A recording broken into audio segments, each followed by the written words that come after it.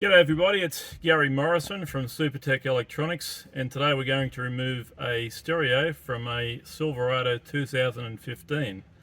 The tools you will need today is a 7mm socket on an extension and a plastic spudger. Okay, let's get started. Now the first section we're going to remove is this part here. Ours is loose for video purposes, but you'll need to spudger it all around, not putting pressure on any one point, because you don't want to break it. It's very thin plastic. Once you've got that loose, that will come off and come all the way out. And what we might do is just unplug it so that it's out of harm's way. Okay, we're going to put that aside. Okay, we're going to remove the screen now. That's 1, 2, 3, 4 7mm screws. Okay, so we've taken out our 4 screws. This fascia should come out now, just like that. And we're going to unplug it, and that's done by pressing that middle pin and pulling it out. Same with this one, and this one too. There we go.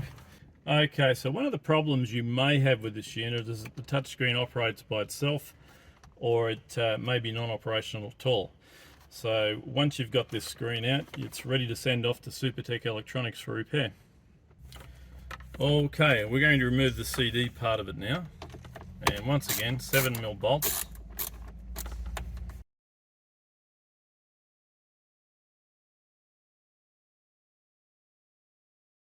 Okay.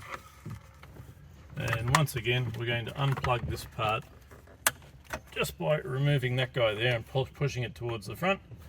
And we're going to put that out of harm's way as well. Okay, we're going to pull this module out here. Once again, these guys come out just like that.